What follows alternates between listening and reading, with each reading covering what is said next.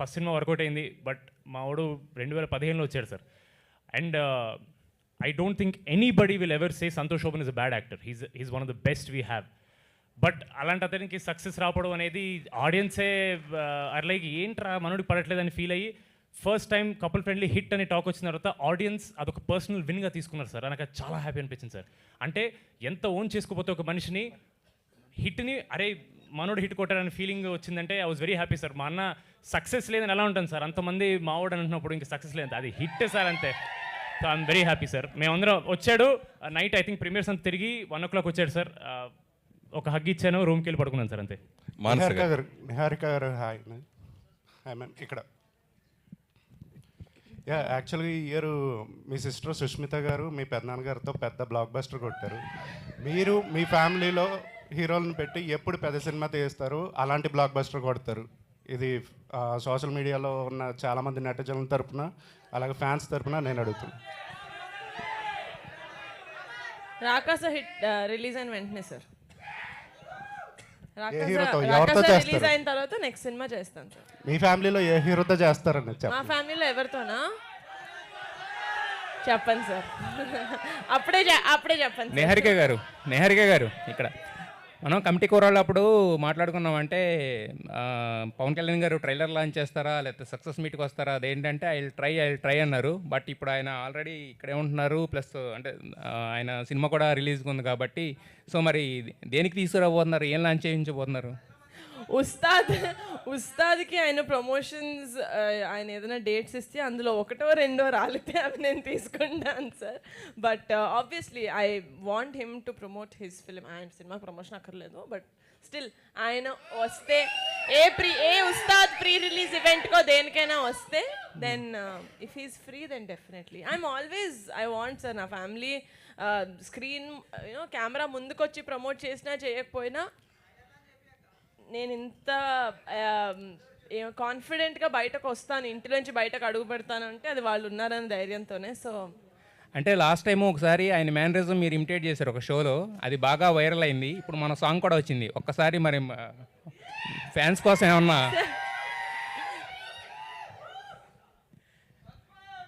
A sir బాబాయ్దా sir?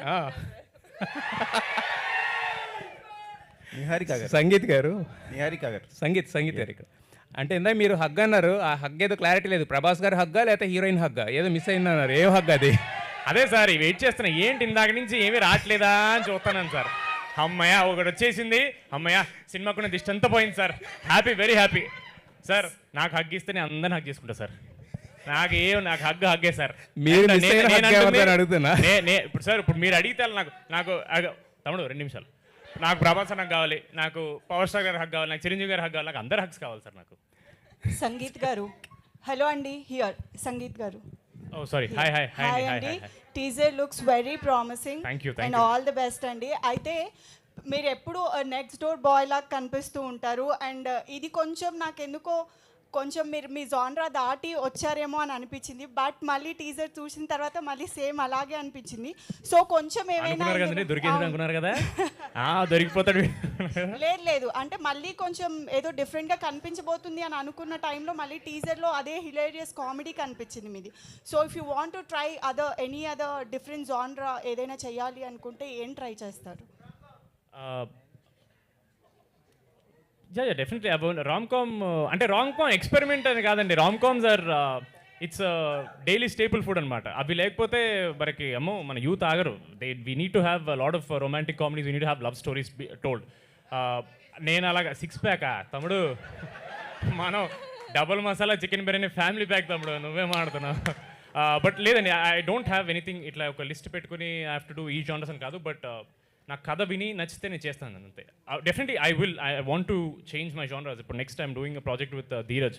So that is a complete genre shift. But not ఇట్లా it's not a serious film that I'm going to do. Every film I do, it will have entertainment because that's what they expect from me. And it is also a little bit of my duty. నేను డెఫినెట్గా వాళ్ళకి ఇవ్వాలి అది, but different వేలో ఇవ్వడానికి try చేస్తానండి. All the best అండి. అనుదీప్ దేవ్ గారు అనుదీప్ గారు. హాయ్ అండి. నిజంగా చాలా అంటే it's like a goose bumps. ఒక టైంలో మీ మ్యూజిక్ బ్యాక్గ్రౌండ్ వింటుంటే చాలా బాగా అనిపించింది. అండ్ 4 సాంగ్స్ 3 సాంగ్స్ అనేది మీరే కన్ఫ్యూజన్లో ఉన్నారు. అండ్ 4 సాంగ్స్లో one of the most difficult song ఏదైనా మీరు కంపోజ్ చేస్తారు అని అంటే ఏ సాంగ్ చెప్తారు?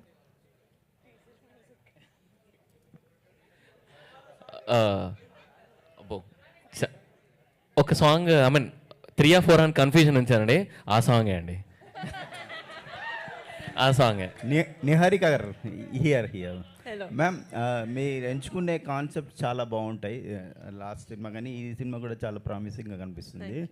సో మీరు కొత్త డైరెక్టర్లనే చూస్ చేసుకోవడానికి కారణం ఏంటి మ్యామ్? కారణం ఏం లేదు సార్, నా దగ్గరికి ఆల్రెడీ సినిమాలు చేసిన డైరెక్టర్లు వచ్చి నేను నీతో సినిమా చేస్తాను నన్ను ఎవరు అడగలేదు కాబట్టి. అండ్ ఆల్సో న్యూ డైరెక్టర్స్ ఎవరైతే వచ్చారో, యదువంశీ కావచ్చు, మాన్సా కావచ్చు, మహేష్ గారు కావచ్చు, కంటెంట్ నచ్చింది, దీన్ని నేను బ్యాక్ చేయాలనిపించింది, చేశాను సార్. ఓకే, మీరు రీసెంట్గా ఫిలింఫేర్ అవార్డు వచ్చింది, కంగ్రాచులేషన్స్ అండి. మా డైరెక్టర్కి మా హీరోకి వచ్చింది. అదే ఆ ఈవెంట్లో మీకు 1 minute మాట్లాడడానికి ఛాయిస్ ఇవ్వడం డిసప్పాయింట్ అయినట్టుంది, దాని గురించి చెప్తారండి. అంతే సార్, నేను యాక్చువల్గా ఈవెంట్కి వెళ్ళలేదు ఎందుకంటే ఇక్కడే రాకాస పోస్ట్ ప్రొడక్షన్ వర్క్లో ఉండే. నేను చాలా ఎక్సైటెడ్గా, నాకు ఇష్టం సార్, నేను ఎప్పుడు చెప్తా ఉంటాను, నేను ఎందుకు డెబ్యూటాన్స్ తోటి వర్క్ చేశానంటే ఇప్పటి వరకు నాకు వాళ్ళల్లో ఆ ఇన్నోసెన్స్ తోటి ఆ హార్డ్ వర్క్ చెయ్యాలి, ఆ ఒక్క ఛాన్స్ వస్తే హార్డ్ వర్క్ నేను ఏంటో ప్రూవ్ చేసుకుంటాను అనేది చాలా ఇన్స్పైరింగ్గా అనిపిస్తుంది నాకు. అంటే అలాంటి వాళ్ళతో మాట్లాడిన తర్వాత వాళ్ళు ఎంత కష్టపడి వచ్చారో మనం వినినప్పుడు మనం నిజంగా ఎందుకున్నాం సినిమా ఇండస్ట్రీలో, what is the reason that we're stuck to సినిమా అనేది మనకు అర్థమవుతుంది. సినిమా మీద ప్రేమ ఇంకా పెరుగుతుంది. అది నేను యాక్చువల్లీ వెయిట్ చేశాను సార్. తమిళ్ డెబ్యూటాన్స్ కావచ్చు, కన్నడ డెబ్యూటాన్స్ కావచ్చు, తెలుగు డెబ్యూటాన్స్ కావచ్చు, మలయాళం డెబ్యూటాన్స్ మాట్లాడారు. I don't know why, but మన వాళ్ళకి, తమిళ్ వాళ్ళకి, ఇంకా కన్నడ వాళ్ళకి ఛాన్స్ రాలేదు. అండ్ ఐ వాజ్ డిసప్పాయింటెడ్, ఎందుకంటే ఆ 1 minute సార్, మనకి ఆస్కర్స్లో వెళ్ళినప్పుడు ఒక టైమర్ వేస్తారు, టైం దాటేసిన తర్వాత వెళ్ళిపోమంటారు, ఇట్స్ ఓకే.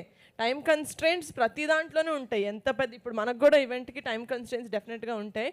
కానీ ఆ ఒక్క నిమిషం ఏదైతే వాళ్ళు లాక్కున్నారో, తీసేసుకున్నారో, అది డెబ్యూ డైరెక్టర్స్ నుంచి, డెబ్యూ యాక్టర్స్ నుంచి తీసుకోకుండా ఉండుంటే బెటర్గా ఉండేది అనిపించింది. ఓకే, డైరెక్టర్ గారు. Thank you sir. ఇప్పటి నుంచి వెయిట్ చేసిన, అడుగుతారు ఎవరు లేదా అని. మ్యామ్ ఫస్ట్ సినిమా చేయడం అనేది ఎవరికైనా ఒక డ్రీమ్. సో ఆ సినిమాని ఒక ప్రొడ్యూసర్తో ఒప్పించడానికి, ఒక కాన్ఫిడెన్స్ ఇవ్వడానికి మీరు చేసిన ప్రయత్నం ఏంటి? ఎలాంటి ఛాలెంజెస్ ఫేస్ చేశారు ఈ సినిమా జర్నీలో?